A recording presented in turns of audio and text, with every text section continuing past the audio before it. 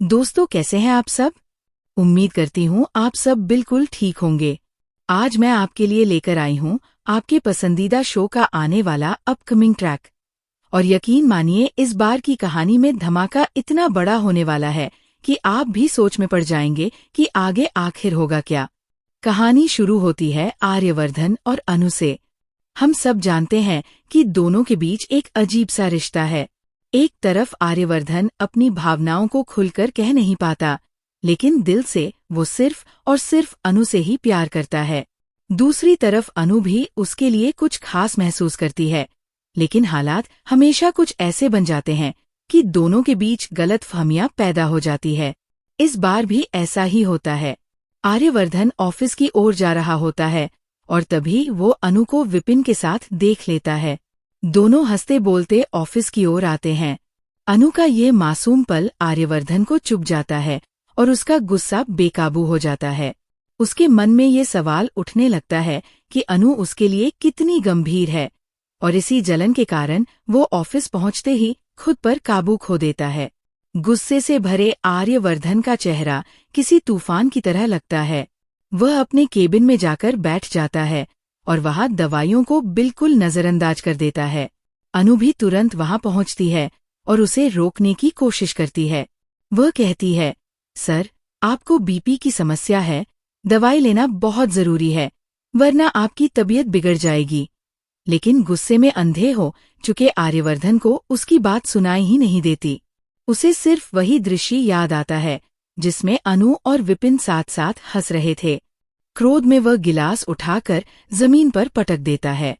टुकड़े चारों तरफ बिखर जाते हैं। अनु डर जाती है, लेकिन फिर भी वो हिम्मत करके फर्श पर बिखरे टुकड़े समेटने लगती है। उसी दौरान एक नुकीला टुकड़ा उसकी उंगली में चुभ जाता है और खून निकल आता है। ये दृश्य बेहद भावुक करने वाला है। अनु दर्द में भी मुस्कुराकर माहौल संभालने की कोशिश करती है, लेकिन आर्यवर्धन का गुस्सा अब भी शांत नहीं होता। और दोस्तों, यहीं से कहानी मोड़ लेती है, क्योंकि ये तो बस शुरुआत थी। असली ट्विस्ट तो अब आने वाला है। ऑफिस में गणपति उत्सव की धूम मची हुई है। सब लोग तैयारी में लगे हैं और माहौल भक्तिमय हो चुका है। जब आर्यवर्धन आरती करने के लिए खड़ा होता है तो अचानक उसे चक्कर आने लगते हैं। वजह साफ है, उसने बीपी की दवाई नहीं ली थी। अनु ये देखते ही घबरा जाती है और तुरंत आगे बढ़कर थाली संभाल लेती है।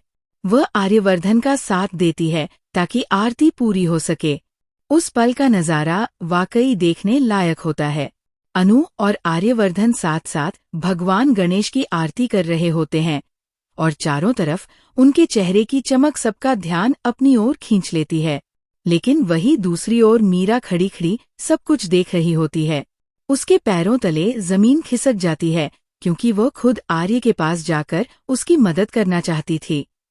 मगर किस्मत देखिए, मौका अनु के हाथ लगता है। मीरा के चेहरे पर निराशा साफ झलकने लगती है।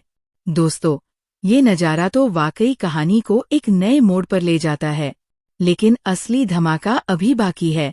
अब आने वाले एपिसोड्स में आप देखेंगे कि आर्यवर्धन एक बड़ा कदम उठाता है। वह अनु से कहता है कि वह उसे अपनी माँ से मिलवाना चाहता है। ये सुनकर अनु भी हैरान रह जाती है, क्योंकि अब तक उनके रिश्ते की बात खुलकर सामने नहीं आई थी।